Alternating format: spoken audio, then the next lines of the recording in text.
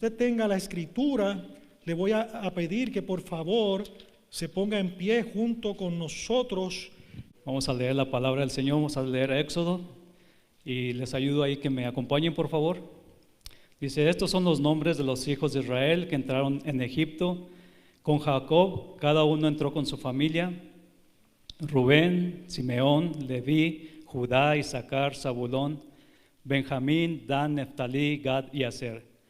Todas las personas que le nacieron a Jacob fueron 70 y José estaba en Egipto. Y murió José y todos sus hermanos y toda aquella generación. Y los hijos de Israel fructificaron y se multiplicaron y fueron aumentados y fortalecidos en extremo. Y se llenó de ellos la tierra. Entre tanto se levantó sobre Egipto un nuevo rey que no conocía a José y dijo a su pueblo: He aquí, el pueblo de los hijos de Israel es mayor y más fuerte que nosotros. Ahora pues, seamos sobrios para con él, para que no se multiplique y acontezca que viniendo guerra y él se una a nuestros enemigos y pelee contra nosotros y se vaya de la tierra. Entonces pusieron sobre ellos comisarios de tributos que los molestasen, con sus cargas, y edificaron para Faraón las ciudades del almacenaje, Pitón y Ramases. Pero cuanto más se oprimían, tanto más se multiplicaban y crecían. De manera que los egipcios temían a los hijos de Israel, y los egipcios hicieron servir a los hijos de Israel con dureza, y amargaron su vida con dura servidumbre e hacer barro y ladrillo, y en toda labor del campo y en todo su servicio, al cual los obligaban con rigor. Y habló el rey de Egipto a las parteras de las hebreas, una de las cuales se llamaba Cifra y la otra Fua, y les dijo: Cuando asistáis a las hebreas en sus partos y veáis el sexo, si es hijo, mátalo; si es hija, entonces viva. Pero las parteras temieron a Dios y no hicieron como les mandó el rey de Egipto, sino que preservaron la vida a los niños. Y el rey de Egipto hizo llamar a las parteras y les dijo: ¿Por qué has hecho esto, que habéis perseverado la vida a los niños? Y las parteras respondieron a Faraón: Porque las mujeres hebreas no son como las egipcias, pues son robustas y dan a luz antes que la partera venga a ellas. Y Dios hizo bien a las parteras, y el pueblo se multiplicó y se fortaleció en gran manera. Y por haber las parteras temido a Dios, él prosperó sus familias. Entonces Faraón mandó a todo su pueblo diciendo: Echad al río a todo hijo que nazca y a toda hija perseverar la vida.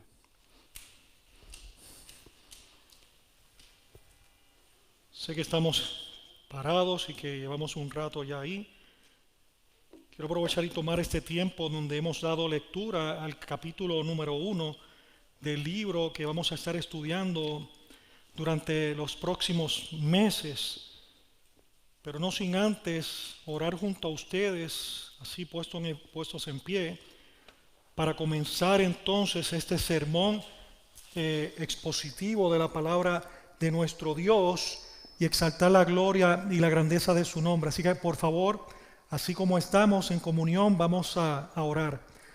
Padre, en esta hora te damos muchas gracias por el honor, el privilegio que tú nos concedes de poder acercarnos a ti en este tiempo de comunión, los santos que celebramos el día en que tú, oh Dios, has designado para que tu pueblo te adore, para que tu pueblo te exalte, para que tu pueblo te reconozca como Dios y Señor de sus vidas y el Señor de la iglesia, la cabeza de la iglesia. El día que tu pueblo se humilla para juntos, Señor, corporalmente hacer claro y visible el poderío, el dominio y la gloria de la grandeza del nombre de Jesucristo de Nazaret nuestro Señor. El día en donde nosotros, los redimidos, los que hemos sido limpiados con la sangre preciosa del Cordero, podemos venir aquí independientemente de nuestras circunstancias, independientemente de las cosas que hemos estado enfrentando durante la pasada semana, para rendirte a un culto de adoración racional, presentando nuestros cuerpos como sacrificios vivos delante de ti. Padre, que este día que estamos aquí en este lugar, tu palabra que ha sido tomada, oh Dios, para exponerla desde que llegamos a este recinto, a este santuario, continúe siendo vertida por la obra del Espíritu Santo para traspasar el corazón, las mentes de las vidas nuestras que estamos aquí, oh Dios. Que así como tú me has hablado a través de tu palabra para guiarme a preparar este sermón, Dios de gloria, asimismo tú, oh Señor poderoso y soberano, hagas en el corazón de aquellos que has puesto el oído presto para escucharla con un corazón de alabanzas y adoración a tu nombre, Dios. Que quedemos perplejos, Dios, no por el orador, el incompleto, el imperfecto orador o pastor que has puesto aquí, sino por la gloria y la grandeza de la cruz, tras la cual estoy escondido juntamente con Cristo para la gloria y la alabanza del nombre tuyo, oh Señor. Dios, que somos nosotros sino solo polvo en quienes tú insuflaste tu gloria, tu presencia para hoy. Darnos el honor y el gozo de estar juntos unos con otros para sentarnos a tus pies y escuchar tu bendita palabra. Gracias, Dios, te honramos por ello. Y te pido, Señor, que en esta hora sanes al enfermo, que libertes al cautivo, que Dios mío liberes a tu pueblo de las angustias y el pesar que les ha desenfocado de tu palabra, y hagas tú, oh Dios, tu soberana voluntad en medio nuestro, haciendo a tu iglesia, Señor, ser cada día más madura, más fuerte, y alcanzando a este mundo que está en tinieblas y necesita urgentemente de ti, Dios. Padre amado, te doy gracias y te pido estas cosas en Cristo Jesús. Amén y amén. Pueden tomar asiento, amado hermano y hermana, amigo, amiga. Ya ustedes ven ahí en los monitores el comienzo hoy de nuestra nueva serie que vamos a estar viendo en la palabra del Señor, cubriendo lo que es todo el libro de Éxodo. Y hoy comenzamos esta serie de predicación expositiva y quiero darles una introducción hoy, cubriendo este primer capítulo, haciendo una introducción general para que podamos poner bases y fundamentos que seguiremos poniendo a lo largo de las semanas, a lo largo de los meses que vayamos a estar en ello. Es probable que hagamos alguna pausa en algún momento en medio de esta serie para atender algunos puntos que así Dios tenga a bien que traigamos el equipo pastoral en estos próximos meses. Como también puede ser que estemos un largo tiempo estudiando este libro, el cual abrimos hoy con temor y temblor, sabiendo que Dios, solo Dios, y a Él nada más debemos apuntar nuestra atención para que Él realmente sea dignificado, glorificado y exaltado en medio nuestro. Y quiero darle algunos asuntos importantes, estructurales, de lo que tiene que ver con este libro. El género literario, es bueno que usted lo sepa, y eso es un libro narrativo y habla específicamente de la historia del pueblo de Israel, que estando en Egipto, Dios los saca de Egipto como su propia nación, y vamos a hablar un poco más de ello.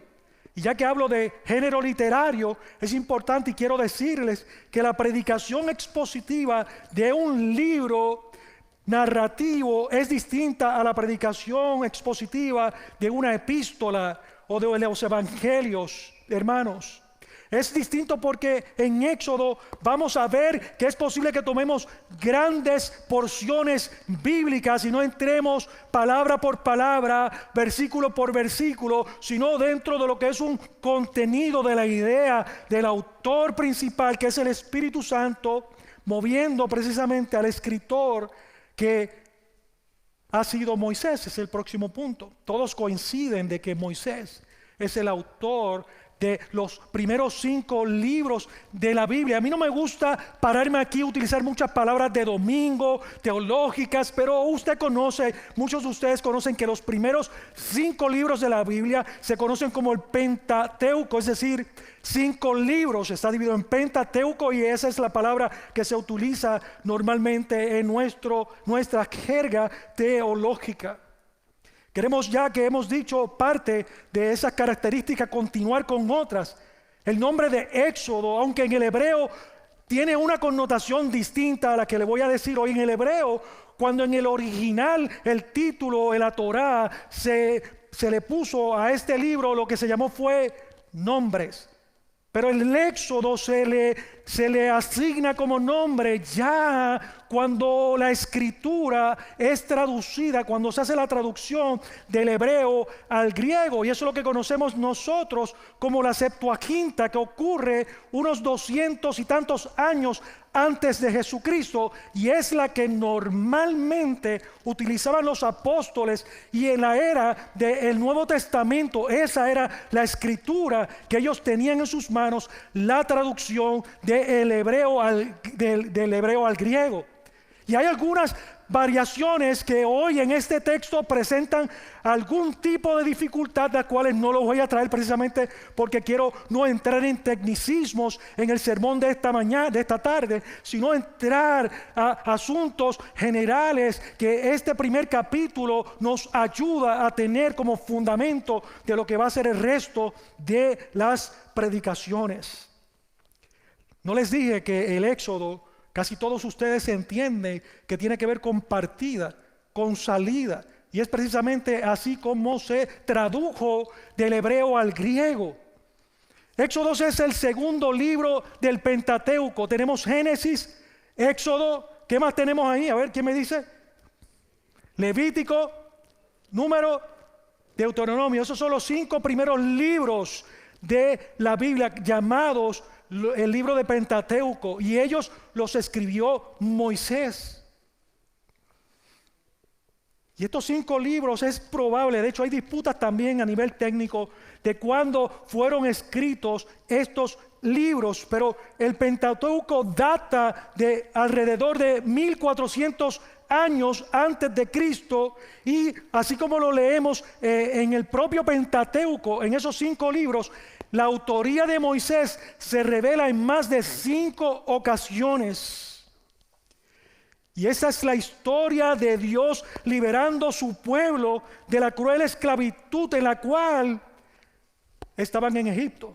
Estaban allí cautivos. Hermanos, cada parte de la historia debe producir, cada parte de esta historia que nosotros vamos a develar, a través de todo este libro, debe producir en nosotros realmente un sentido de asombro, debe producir en nuestros corazones una expectativa y un deseo, hermanos, de continuar leyendo y estudiando la palabra de Dios.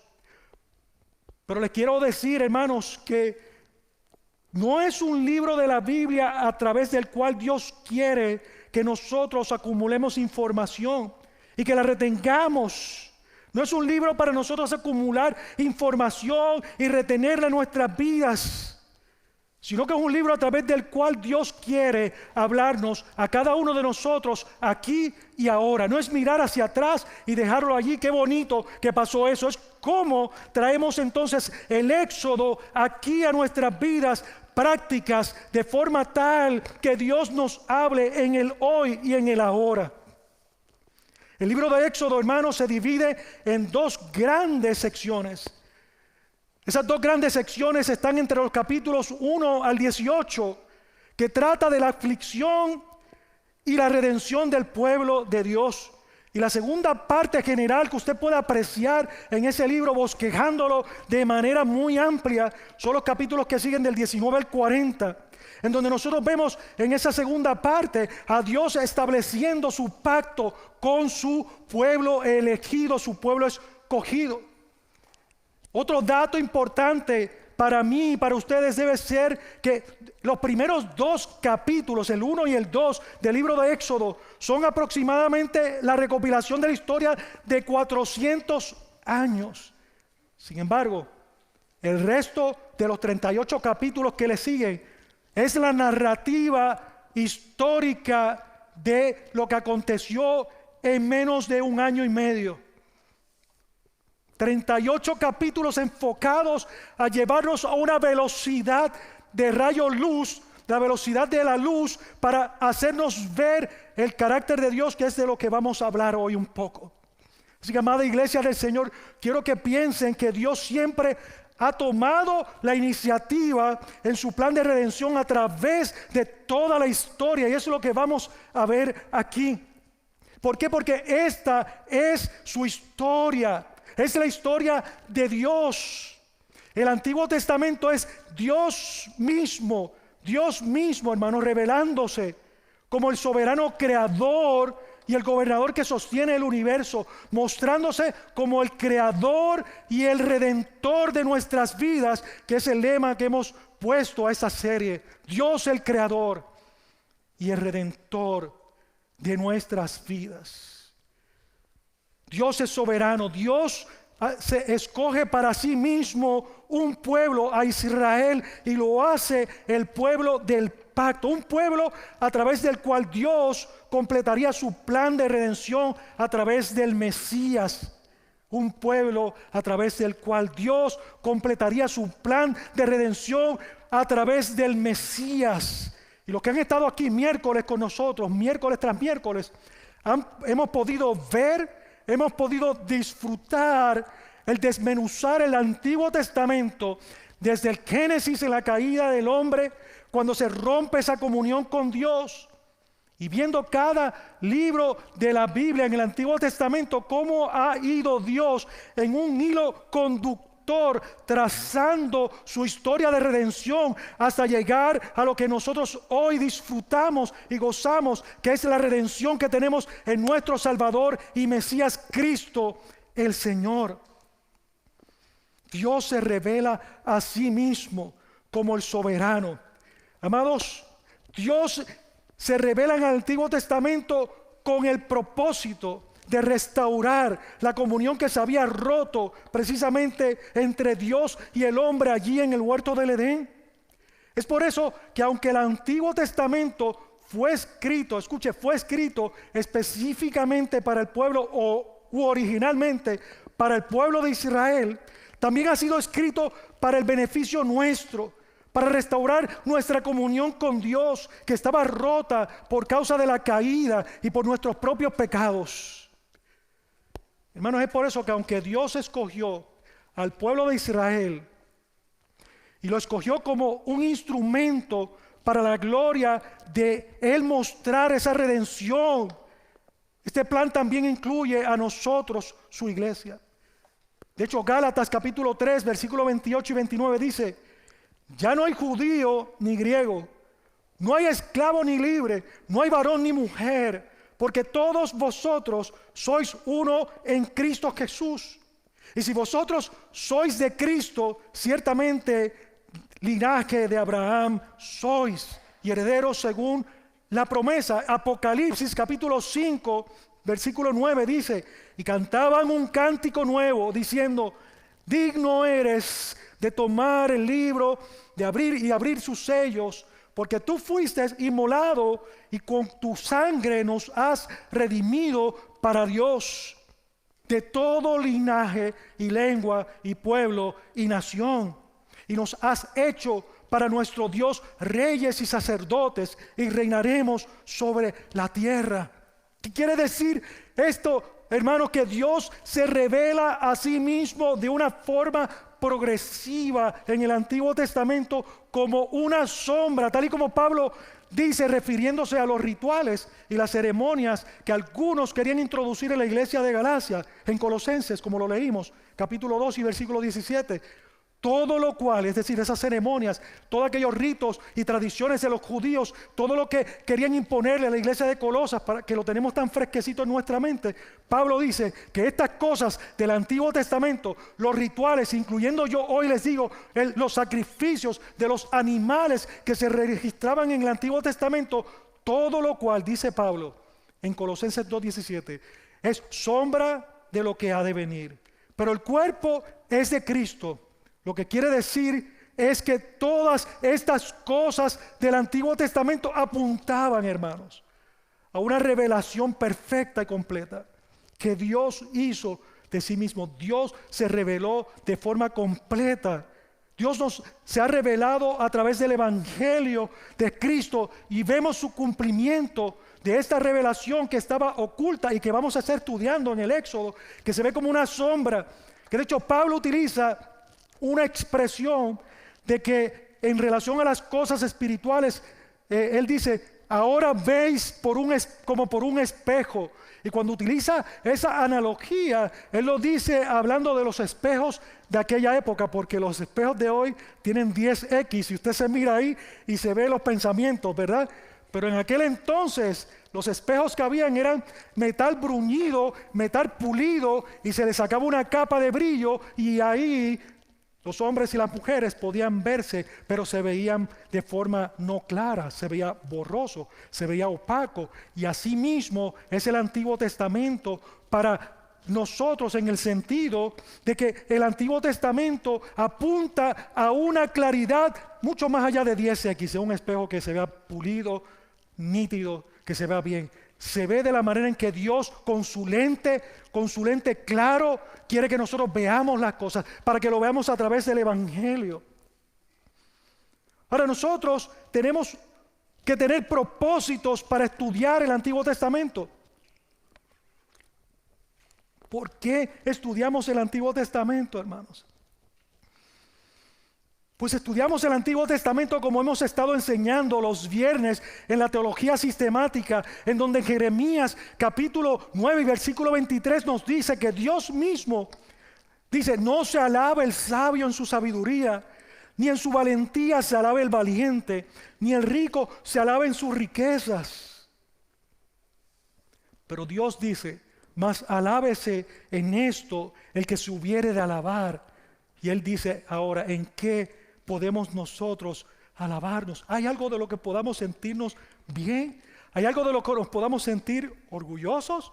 Él dice aquí, en entenderme y conocerme, que yo soy Jehová, que hago misericordia, juicio y justicia en la tierra. ¿Y por qué? Porque estas cosas quiero. ¿Quién dice? Jehová, su palabra. Así que nosotros vamos a estar viendo un Dios que es justo y que hace justicia. Nosotros vamos a ver a un Dios que es misericordioso y que es clemente. Nosotros vamos a estar viendo un Dios que es lento para la ira y es abundante en amor y misericordia. Veremos a un Dios que guarda el pacto a pesar de la infidelidad del pueblo, y precisamente veremos a un Dios que es fiel, que es Dios el proveedor. Vamos a conocer y vamos a entender a Dios más, y esa es la invitación que nos hace Éxodo. A nosotros estudiar Éxodo podremos comprender más la redención de Dios, la obra de Cristo en la cruz del Calvario. ¿Por qué, hermanos? Porque Éxodo es una imagen del Evangelio. Y buscaremos entender el éxodo en relación a Cristo, en relación a la luz del Evangelio. No solamente nos vamos a querer quedar allí y mirar la historia y hablar palabras técnicas, y lo vamos a hacer seguramente para enriquecer a algunos que están en otro nivel, ¿verdad? Y capacidad de estudio, pero también queremos llegar al último que llegó a la iglesia, el que tiene pocos años de convertido. Queremos que sea algo simple, pero a la misma vez que usted vaya de aquí con el conocimiento, pero sobre todas las cosas, que se vaya cada culto, cada servicio al Señor, después de escuchar un sermón relacionado al Éxodo, traspasada por el Evangelio de Cristo. En Lucas capítulo 9, versículo 31, habla precisamente en el monte de la transfiguración. Dice que hablaban de la partida de Jesús. Lucas 9:31, no lo voy a leer. Y esta palabra partida es la palabra griega que se traduce como éxodo. Así que, mis amados hermanos, la muerte y resurrección de Cristo fue el mayor éxodo que nosotros podemos conocer. Y al final le voy a expresar a ustedes lo que le voy a decir ahora en el mismo medio de este sermón. Hoy es tu éxodo, hoy es tu éxodo, hoy es mi éxodo, hermana y hermano. Como Israel, hermano, somos salvos de la esclavitud del pecado para hacer testimonio a las naciones y para adorar al único y Dios verdadero. Como Israel, somos salvos por la sangre de un cordero, como veremos en Éxodo 12. Como Israel hemos sido salvos y ahora somos extranjeros, confiando en Dios y esperando esa tierra prometida, hermanos. Como Israel hemos sido salvos y ahora somos extranjeros para la gloria del Señor, sabiendo que Cristo dijo que un día volverá y que retornará por segunda vez, y que ya no vendrá, como dije en el interludio, en el intermedio, ya Él no vendrá en el pesebre para que le tengamos pena. No, Él viene a juzgar. Bendito sea el nombre de nuestro Señor. Jesús es nuestro Cordero Pascual, como dice 1 Corintios capítulo 5, versículo 7, dice: limpiaos pues de la vieja levadura para que seáis nueva masa, sin levadura como sois, porque nuestra Pascua, que es Cristo, ya fue sacrificada por nosotros. Cristo es nuestro Cordero Pascual. Así que el Evangelio está en todas partes. Éxodo es una de las claves importantes en la Biblia para entender, comprender llanamente la cruz. Y la historia del Éxodo, hermanos y hermanas, es nuestra historia. Es la historia de Dios, pero es nuestra historia. Quiero que usted haga esa su historia. Que a la medida que estemos los pastores predicando el Evangelio de Éxodo, como le quiero llamar, usted vea que esa es su historia. No somos mejores que el pueblo de Israel. El primer punto, el tema principal nuestro, es la antesala de la historia, el Dios creador y redentor. El título de nuestro sermón es la antesala de la historia, y solamente lo voy a limitar a 2 puntos para ir ahora de lleno a los versículos que nos tocan. Y si fuese un sermón expositivo, ya llevo 14 minutos predicando y estaríamos hasta las 3 de la tarde. Pero vamos a ver y avanzar sobre las cosas que queremos desempacar en relación a esta introducción. Y usted me acompaña, por favor, al capítulo 1 y vamos a ir viendo. Ya lo leímos, el hermano Pepe nos ayudó en la lectura de leer el capítulo completo, y usted puede ir con su vista y viendo el capítulo 1, versículos 1 al 7, que va a ser nuestro primer segmento.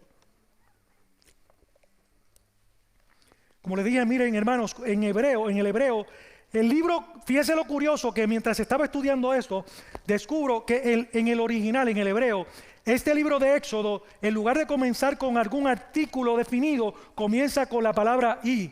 Y para los que saben un poquito de gramática, comenzar una oración con y no es un error ortográfico. No se comienza ninguna oración con y dice cualquier cosa. No, hermano, eso es como decir, y estos son los nombres de los hijos de Israel. No, usted no lo ve escrito así en nuestra traducción ya hispana, latina, en el español, pero sí estaba en el hebreo. Cuando se traduce del hebreo al griego, en la Septuaginta se omite el i.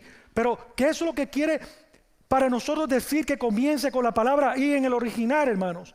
Esto solo diría de esta manera, y estos, si usted va al versículo 1, diría, y estos son los nombres de los hijos de Israel. ¿Por qué ocurre esto? ¿Por qué en la mente de Moisés estaba ese hilo conductor con una palabra que dice y? Pues precisamente porque estos primeros versículos que estamos leyendo nosotros aquí, estos primeros 7 versículos conectan a Éxodo con todo, de hecho, con todo el resto del Pentateuco. Sin embargo, principalmente con Génesis. Fíjese que Éxodo es una secuela de Génesis, si se da cuenta, y usted puede ir conmigo ahí, si no, lo pueden poner en la pantalla. Génesis, capítulo 46, versículo 27, como dice: y los hijos de José, que le nacieron en Egipto, 2 personas, todas las personas de la casa de Jacob que entraron en Egipto, fueron ¿cuánto? 70. Y eso es precisamente lo que dice el versículo 5, de Éxodo. Y todas las personas que le nacieron a Jacob fueron 70, y José estaba en Egipto. Hermano, esto ocurre para darnos a entender de que el Éxodo es parte de una gran historia de la Biblia. De hecho, en Génesis capítulo 12, versículo 2, Dios hizo un pacto con Abraham, prometiendo convertirlo en una gran nación y bendecirlos para que ellos fueran una bendición para otras naciones. Y tal como vimos nosotros desde el principio, Dios también ratificó esa promesa a Jacob. Dios ratificó esa promesa que nosotros conocemos como el patriarca de quien nace la familia o el pueblo de Israel.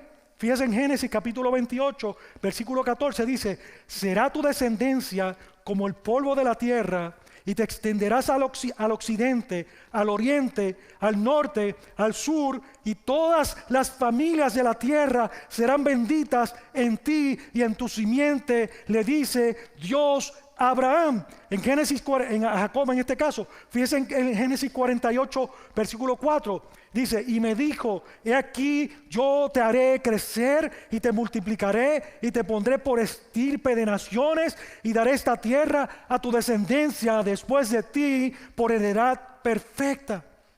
Si usted va a Génesis, a los últimos capítulos de Génesis, vemos esa promesa extendida precisamente a los patriarcas. Fíjese cómo José le habla precisamente a los que estaban con él allí, hablándole a ellos. Génesis capítulo 50, versículo 24. Y dice: y José dijo a sus hermanos: yo voy a morir, mas Dios ciertamente os visitará y os hará subir de esta tierra a la tierra que juró ¿a quién? A Abraham, a Isaac y a Jacob. Entonces, hermanos, los versículos del 1 al 5, que toda esta generación de los hijos de Jacob, incluyendo a José, nos dice precisamente que estaban ¿dónde? En Egipto. Habían llegado a Egipto. Recordemos que José llega a Egipto primero porque sus hermanos tuvieron celos de él.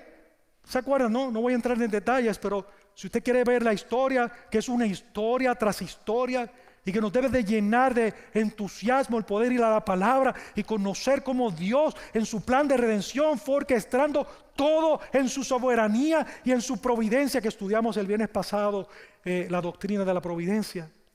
Ellos tuvieron celos. Su papá Jacob, Israel, el patriarca, le hizo una túnica a José, y esa túnica creó celos en ellos. Pero no fue solo la túnica, fue que José había tenido una visión de que él veía que la luna y el sol y las estrellas se postraban delante de él y le servían. Y él le trajo muy ingenuamente ese sueño a su papá y se lo contó a sus hermanos. Y ellos entendieron, se sintieron aludidos de que su papá, su mamá y sus hermanos iban a postrarse delante de él, y le tomaron odio.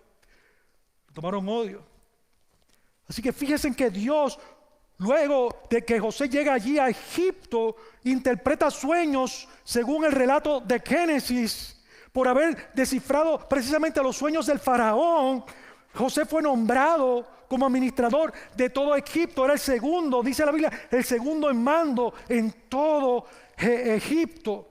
José fue establecido, de hecho, José estableció un plan para salvar a Egipto durante esos 7 años de escasez que iba a haber por toda la tierra. Pero no solamente salvó a Egipto, sino que extendió la provisión para alcanzar a otras naciones que estaban sufriendo la escasez. Y esa escasez llegó ¿hasta dónde? Hasta Canaán, donde estaban sus familiares, donde estaba su papá, donde estaban sus hermanos, donde estaban todas aquellas personas que él había dejado no por voluntad propia. En segundo lugar, toda esa familia precisamente vino a morar en Egipto debido a esa escasez. Cuando José se revela ante ese pueblo, o sea, el pueblo de Israel, esos hermanos fueron hasta Egipto porque ellos escucharon que allá había comida, que había trigo, que había que podían conseguir alimentos, y ellos fueron para allá. Y cuando llegan allí, cuando llegan a Egipto, José los identifica. Dios providencialmente hace que ellos sean distinguidos por él, y precisamente luego que se revela a ellos a raíz de esta hambruna, vemos cómo José les provee a ellos. Vemos cómo José los cuida. Lo vemos en Génesis capítulo 42. Y cómo él provee para las familias. ¿Y saben qué? Dios les puso en tal gracia que les proveyó un territorio que se llamó Gosén, del cual podríamos predicar un día que estemos en Génesis, ¿verdad, pastor? Gosén. Y podríamos hablar de que quizás sin el acento o la fuerza de pronunciación en la última sílaba, podríamos decir que entonces nosotros nos gocemos al ver cómo Dios permitió que ellos, entrando a esa ciudad de beneficio, Dios cuidara de ellos para que vivieran allí Y les voy a hablar de forma general para no repetirlo más adelante. Esta tierra había sido separada por Dios para ellos, porque cuando ellos entraron a la tierra de Egipto, fueron más que bendecidos y cayeron en gracia por causa de que José había sido favorecido por Dios delante del faraón. Y cuando el faraón pregunta: ¿a qué se dedican ustedes?, ellos le dicen que son ganaderos. Y para los egipcios, ese trabajo de ganadería, de cuidar ovejas, de cuidar vacas, era ofensivo, era detestable, era abominable. Por lo tanto, le dieron una tierra que estaba alejada, bastante alejada de todo el resto de las ciudades importantes de Egipto, pero estaba cerquita del Nilo, cerquita de la ribera del Nilo, y era una tierra próspera en la cual ellos fueron entonces a pastorear sus ovejas. Dios separó providencialmente a ese pueblo de Israel que llegó allí y que leímos en el versículo 5 y en Génesis que llegaron solo 70. Dios los bendijo en un lugar apartados del resto de la población general de Egipto, cuidando de ellos desde el saque que llegaron a Egipto, hermanos. Al cierre de Génesis, nosotros encontramos estas palabras que José le dice a sus hermanos. Génesis 50, capítulo 50, versículo 20.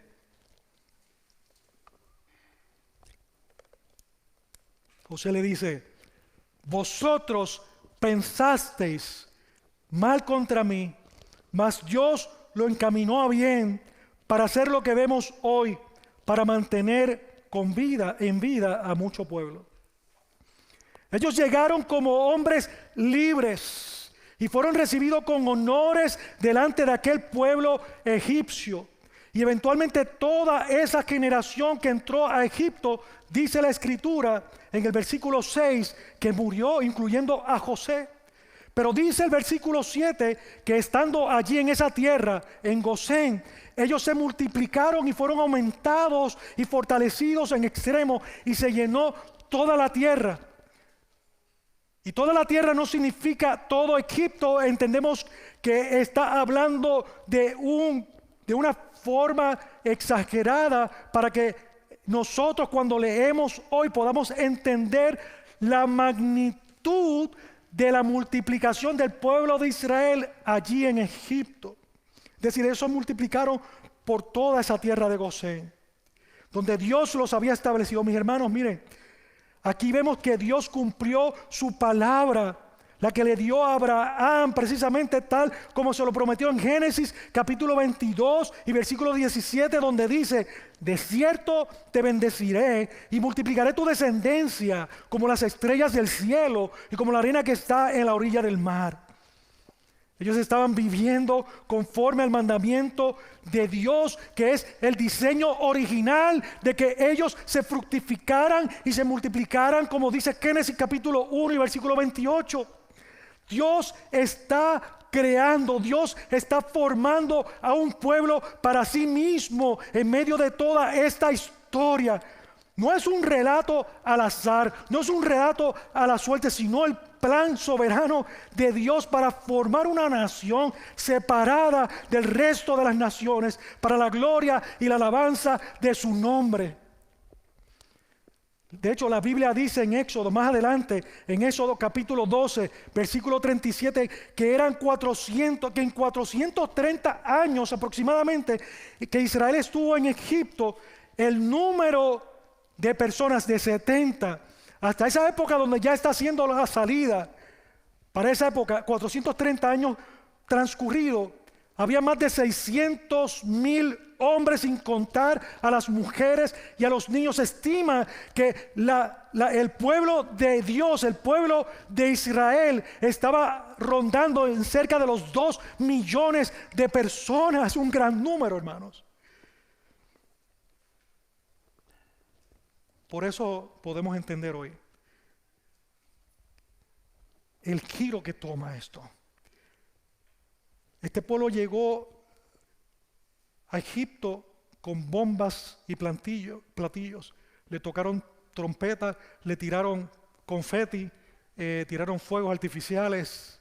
Ciertamente, Pero pronto vemos que cuando una vez José y esa generación muere, continúa el relato diciendo que se levantó un nuevo gobierno, se levantó un nuevo rey, entonces que toma el poder y todo, escuche, todo cambió para ellos, todo cambió, y ese es nuestro segundo punto, la opresión de Israel en los versículos del 8 al 22.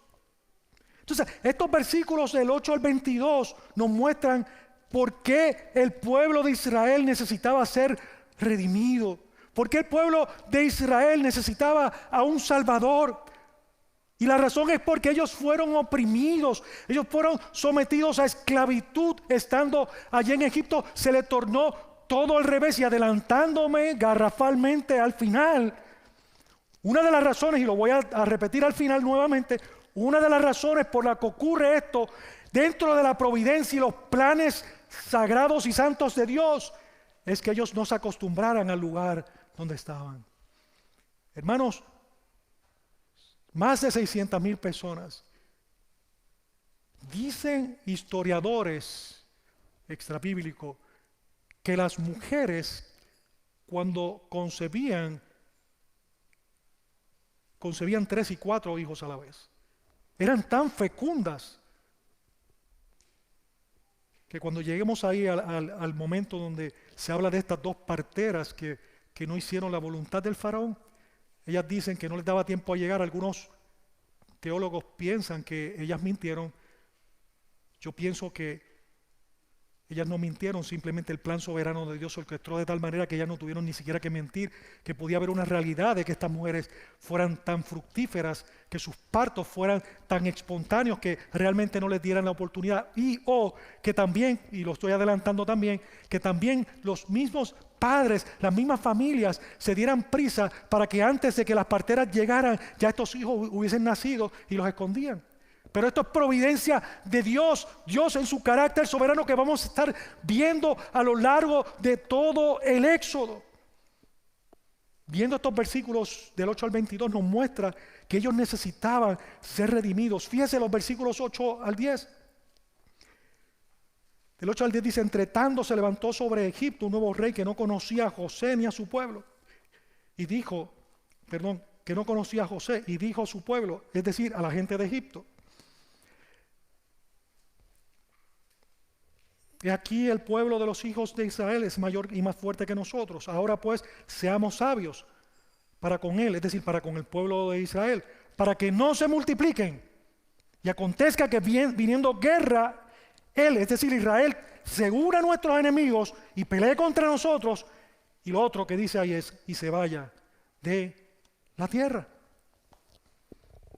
Así que estos versículos 8 al 10 lo que nos revela a nosotros es la lógica que había en este faraón, en este rey. Fíjese que mientras los versículos 11 al 14 nosotros vemos la política, que lo vamos a ver ahora, la política o las órdenes que él dio a raíz de su razonamiento, de lo que él estaba analizando en relación a un pueblo que se estaba multiplicando allí en sus propias tierras. Más adelante, en los versículos 11 al 14, entonces él ejecuta el plan y dice: esto es lo que vamos a hacer. La lógica que Faraón utiliza en esos versículos 8 al 10 él dice: vamos a tratarlos con astucia. ¿Y por qué razón? Número uno, no vaya a ser que los israelitas se unan con cualquier ejército enemigo y nos haga frente. Ellos eran más que el pueblo de Israel, y está hablando de forma exagerada. Número dos, la lógica de este rey fue: no vaya a hacer que se vayan de Egipto y se nos escape la mano de obra barata que ellos tenían. Eran dos elementos que estaban en la cabeza de este faraón. Así que Faraón fue a esclavizar al pueblo para que ellos, como les mencioné y enfaticé cuando leía, para que ellos no se siguieran multiplicando, porque la amenaza que él vio y que les trajo a sus consejeros y que le trajo al pueblo de Egipto es: oye, ojo, que este pueblo se está multiplicando y parece ser más grande que nosotros y más poderoso. Entonces, ¿qué ellos tienen que hacer? Frenar el hecho de que estaban multiplicándose dentro de sus propias tierras, desanimarlos. Así que el plan del faraón fue precisamente someterlos a la esclavitud. Unos hombres, mujeres, miles y miles de personas que estaban en esa tierra de Gosén, habían disfrutado de poder trabajar sus propias tierras para el beneficio mutuo, pero evidentemente podemos entender que también le traían algún beneficio económico en general a Egipto, por lo cual ellos se preocuparon. El faraón se preocupó y dijo: no los dejemos salir porque se nos van. Así que ellos le ponen trabajos fuertes, como vemos en el versículo 11 en adelante. No voy a leer los versículos todos, ustedes lo tienen, mírenlo ahí conmigo. Versículo 11, ellos le dan precisamente, le multiplican las cargas, los obligaron a construir 2 ciudades grandes donde ellos el faraón pudiera almacenar, que se llamaron Pitón y Ramesés. Pero ¿sabe qué ocurrió, hermanos? El plan del faraón falló. El plan del faraón falló. Hizo que todo lo contrario, el plan que faraón puso de imponerle más carga, de imponerle más trabajo, precisamente Dios hizo que su pueblo se multiplicara una vez más. Y es lo que registra la Escritura. Hermanos, ¿por qué ocurre esto? Porque los planes del faraón no podían ir por encima de los planes de Dios. Dios quería preservar a su pueblo en medio de la opresión, en medio de la esclavitud. Dios estaba con ellos. De hecho, los egipcios, en el versículo 12 lo pueden mirar, dice la palabra que tuvieron temor de los hijos de Israel. Así que el faraón los esclavizó para lucrarse. Los egipcios los oprimían, dice eso entre esos versículos 11 al 14. Y esa palabra oprimían se traduce en maltratar. Y fue la misma palabra que Dios utilizó en Génesis capítulo 15, versículo 13, cuando predice a Abraham que la nación que vendría de él, esa multitud de naciones que él tendría, gentes de toda nación que serían como la arena en la orilla del mar, esa descendencia. Es la misma palabra que dice cuando él les profetizó que iban a entrar en esclavitud. Fíjese lo que dice Génesis 15:13. Entonces Jehová dijo a Abraham: ten por cierto que tu descendencia morará en tierra ajena y será esclava allí y será oprimida 400 años. Eso es lo que Dios le habló a Abraham cuando le prometió que de él vendría y su descendencia sería como la arena de la mar, que no podía contar la descendencia de él porque serían como las estrellas que él estaba mirando. Así le dijo a Jacob, hermanos. Pero él le profetizó, Dios le profetizó precisamente lo mismo que les estaba ocurriendo ahí, que ese pueblo iba a ser oprimido.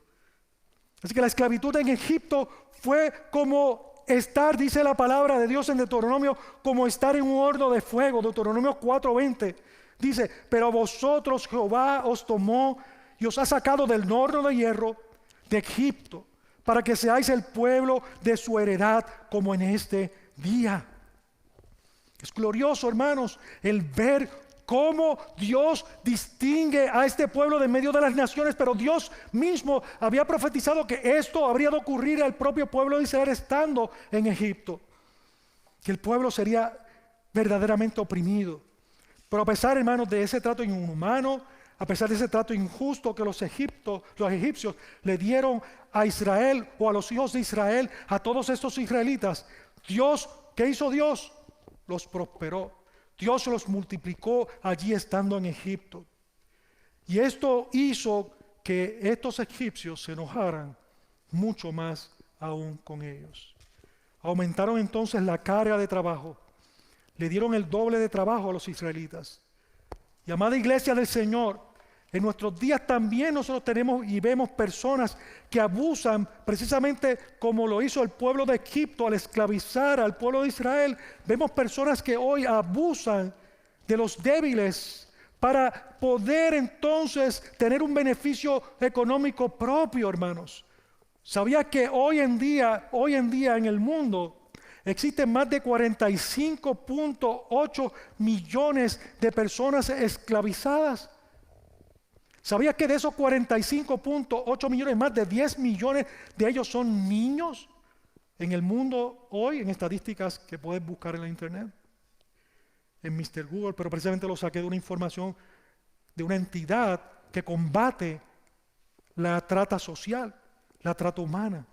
De hecho, la trata humana en nuestro siglo es tan y tan fuerte que es una de las fuentes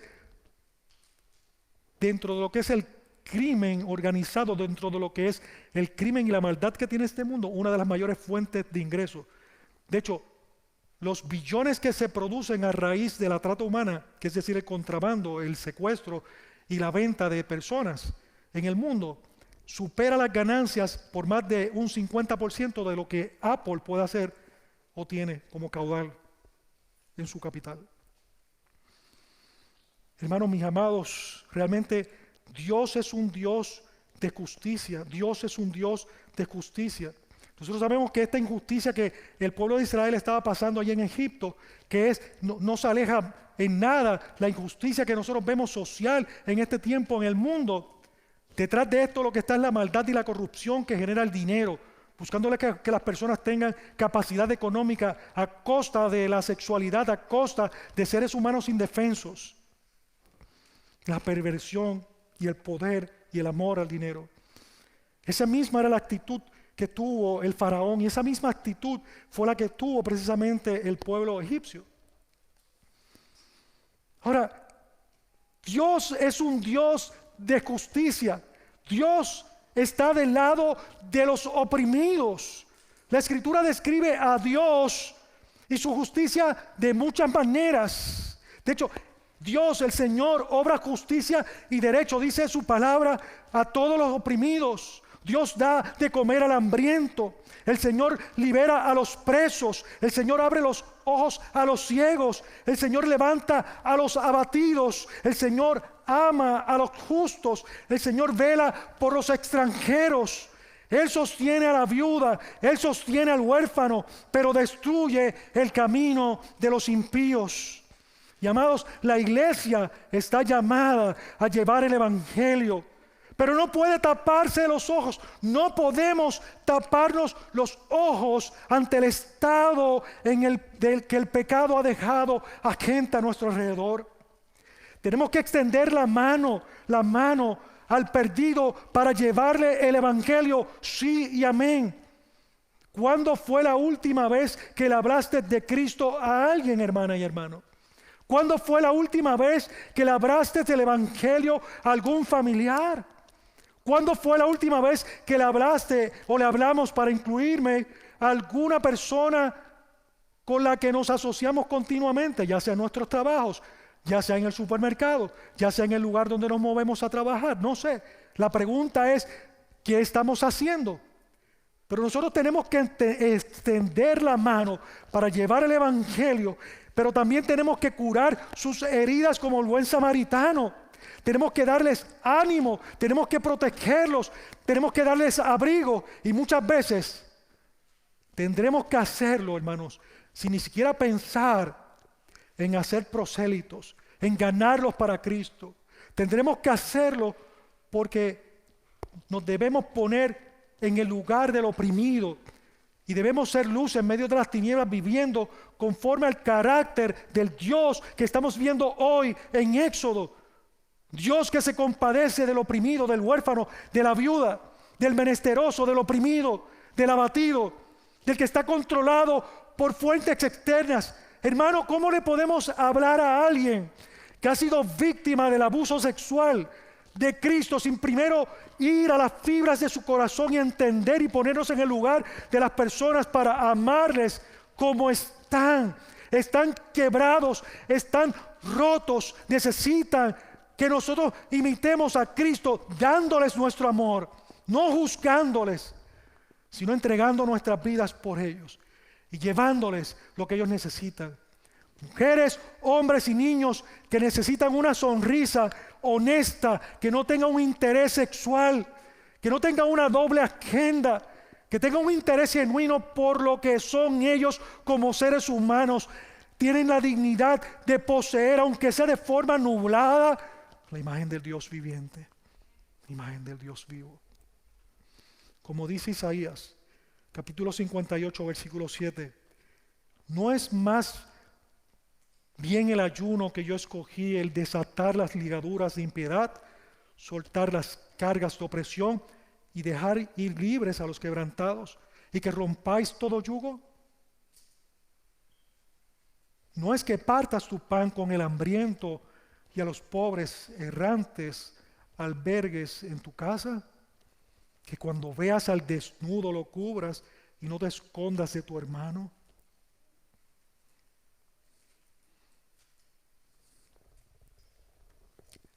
La gestión social de una iglesia no debe de opacarse por la teología. La teología debe ser tan rica que nos lleve a nosotros a sensibilizarnos por la gente que tenemos alrededor y ser una comunidad proactiva en ver las necesidades no solo nuestras, que es importante, lo hemos explicado, sino ver cómo está la comunidad donde Dios le ha puesto a usted a vivir, cómo están esos hispanos y qué Dios le ha dado a usted para extender la gracia de Dios. ¿Qué me ha dado a mí para ellos? Hermano, continuamos. En los versículos 15 y 16 vemos la forma más despiadada a la que recurre este faraón para quebrar el lomo de los israelitas. Ya que lo que él hace en esos versículos es ordenar precisamente a las parteras a cometer un genocidio. Dice que las parteras él les instruye, le dice, mira, cuando ustedes vayan a atender un parto de las hebreas, maten a los que son varones, pero preserven la vida de las niñas. Imagínense, hermano y hermana, el pánico que tienen que haber tenido estas mujeres durante 9 meses de embarazo. Y allí no había sonografía, allí no había sonografía. ¿Dónde está Yuri? Yuri. Allí no había nada de eso, ¿verdad? No había para ver si era nena o nene para salir corriendo. Hasta justo el momentito donde parían estas mujeres se enteraban que era nene o nena. A menos que hicieran como ustedes y yo. Está puntiaguda, pues es un nene. Está para abajo, es nena. Los profetas, mucho nos gusta, ¿verdad? El pánico, el horror, el terror de decir, si tu hijo, ese que has cargado en tu vientre, ese hombre y esa mujer, porque no podemos excluir al hombre, el hombre y la mujer están en medio de eso, pero también si tenía más hijos ya grandes a su alrededor, mi hermanita, si es mi hermanito, lo vamos a perder, ¿qué va a pasar? Les creó una carga horrible, hermanos. Y podemos parar aquí y hacer una analogía con el momento en que es degollado el cordero y esa Pascua es presentada y todo lo demás, pero este no es el momento. Imagínense, hermanos. Ahora, los versículos 17 y 21 vemos algo que es un aliciente, en donde vemos al Dios creador, pero vemos al Dios redentor. En esos versículos del 17 al 21 vemos cómo esa mano de Dios poderosa obra para mostrar su gracia a través de estas parteras, que dicho sea de paso, algo técnico, no quiero entrar en ello, pero se los quiero decir.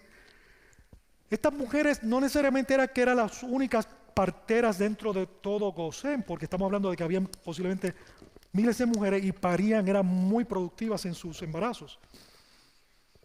Probablemente, según dicen los estudiosos, eran las jefas de las parteras.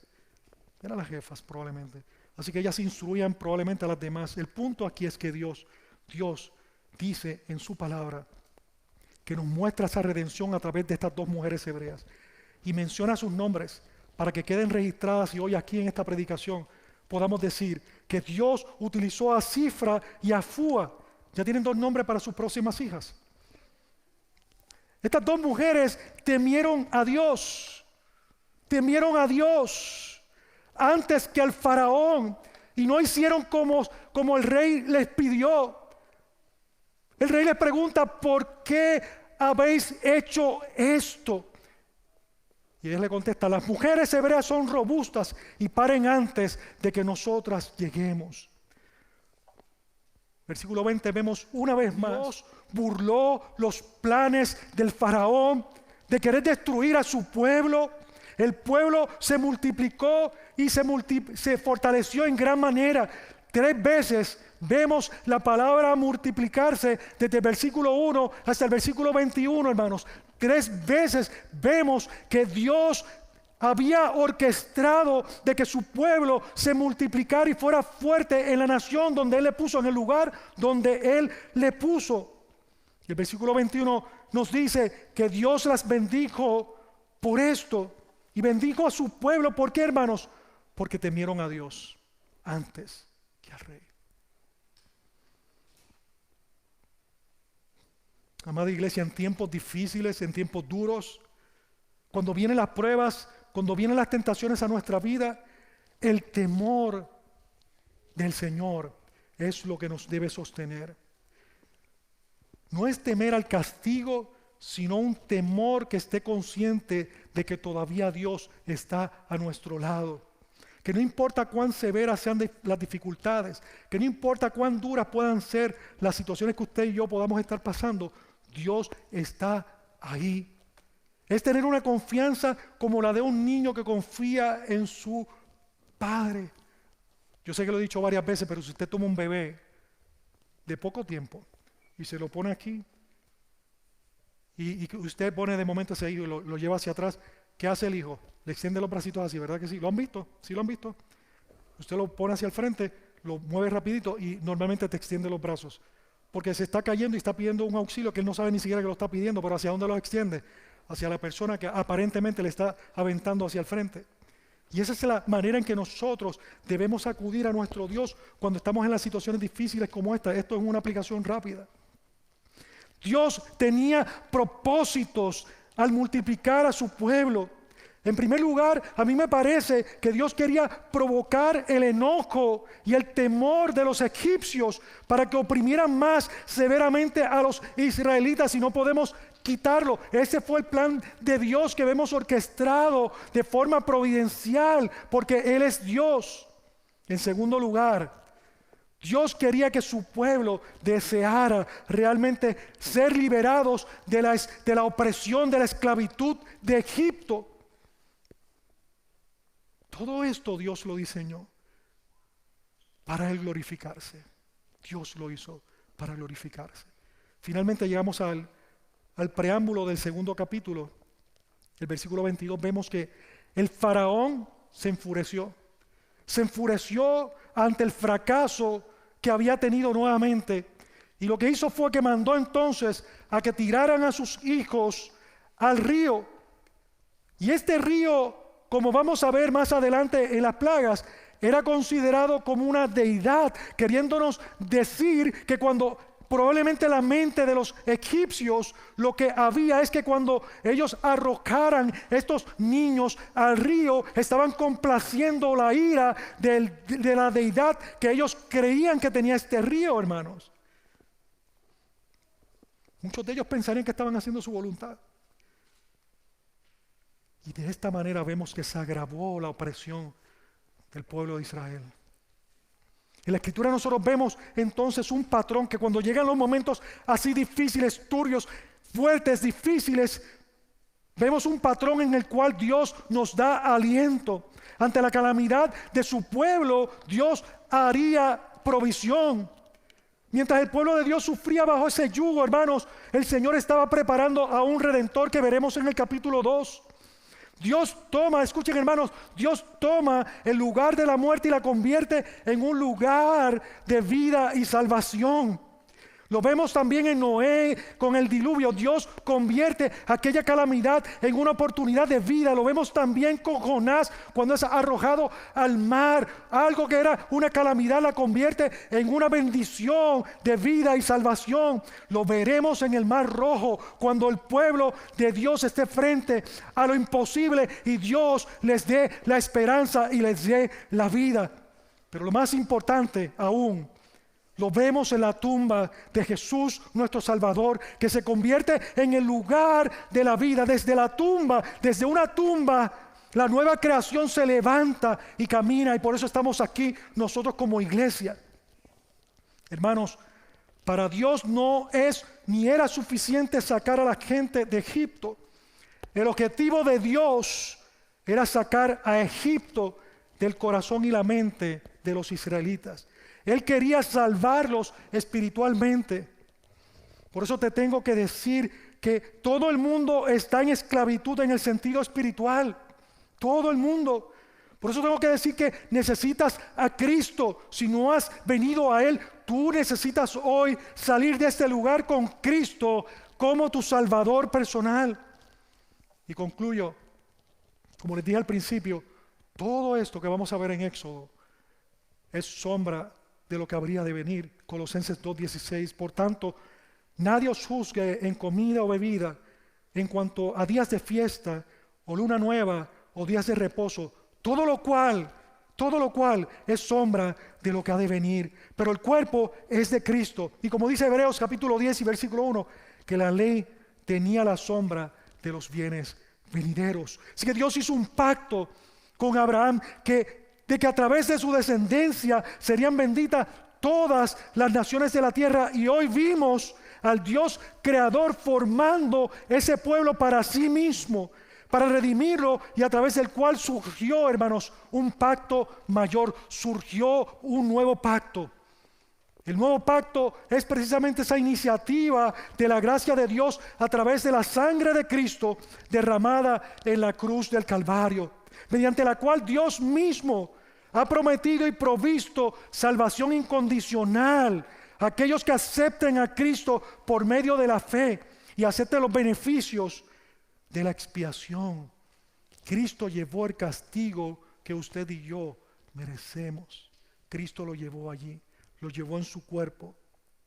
Hoy, hermano, como les dije que iba a terminar, hoy es tu día de éxodo, es tu día de liberación de la esclavitud del pecado para hacer un nuevo pacto con Dios.